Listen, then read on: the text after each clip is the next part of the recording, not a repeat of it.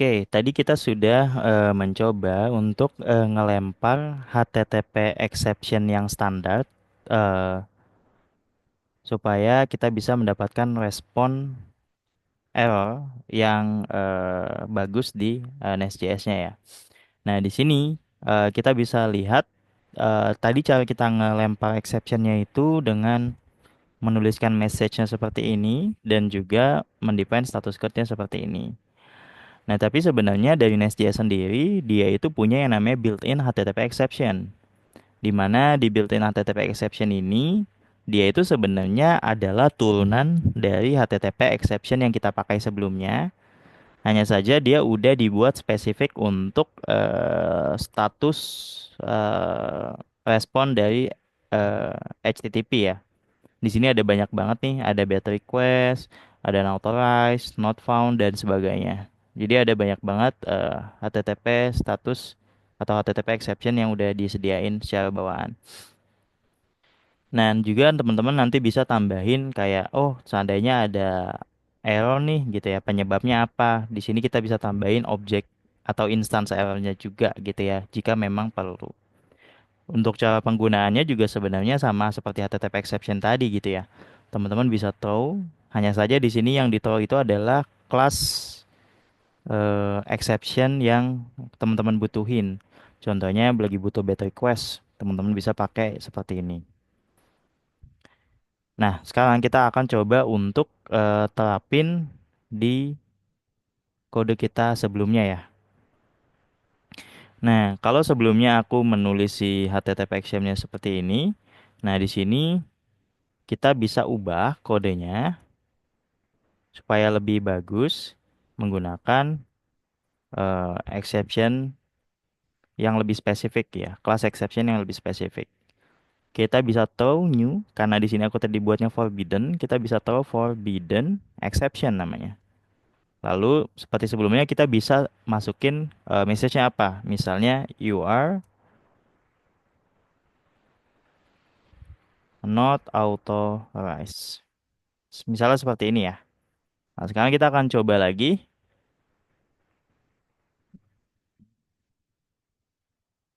Saya send. Nah, sekarang bentuk errornya ini ternyata sedikit berbeda dari yang sebelumnya. Kalau yang sebelumnya hanya status code dan message, ketika menggunakan built-in exception yang spesifik itu, dia ada key errornya dan ada tambahan key errornya seperti ini ya, gitu. Jadi nggak hanya message-nya aja. Nanti ketika teman-teman misalnya butuh untuk menggunakan exception kelas yang lain, tinggal dipilih sesuai kebutuhan. Oh, misalnya buat fitur eh, pengambilan data berdasarkan ID atau key tertentu, tapi datanya nggak ketemu, bisa nih pakai yang namanya not found exception, gitu. Nah, seperti itu untuk penerapan exception bawaannya. Nah, sekarang aku akan coba untuk eh, masuk ke penerapan exception yang lebih nyatanya ya. Seperti apa sih? Contoh, di sini aku akan coba kembalikan dulu code sebelumnya. Oke. Nah, di sini kita akan coba melakukan penerapan exception untuk pengecekan nama, umur, dan breednya gitu ya. Jadi untuk membuat sebuah cat, kita harus pastikan ini semua tiga properti ini terisi gitu ya.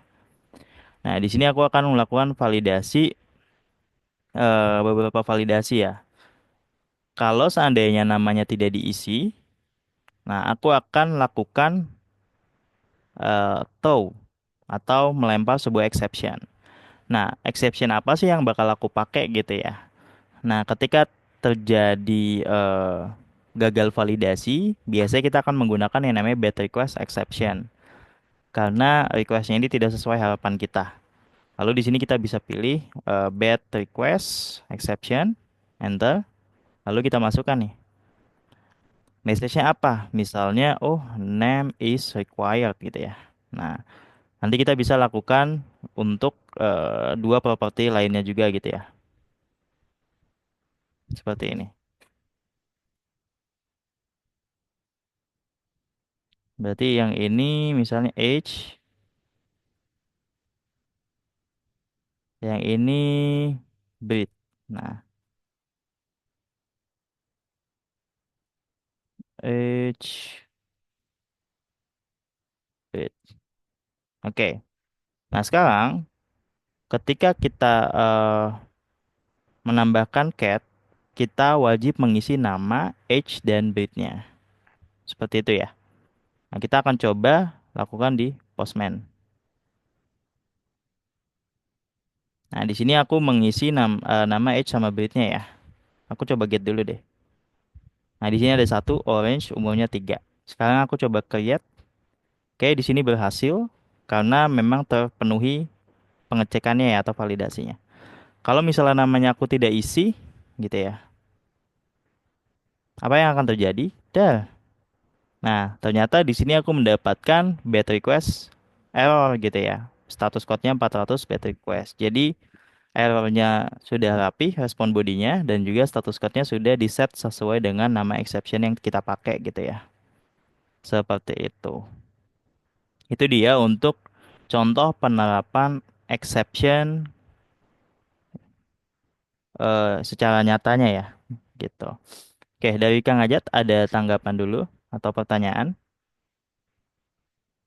Oke, ini lagi-lagi aku mau mau konfirmasi atau klarifikasi ya. Ini lagi-lagi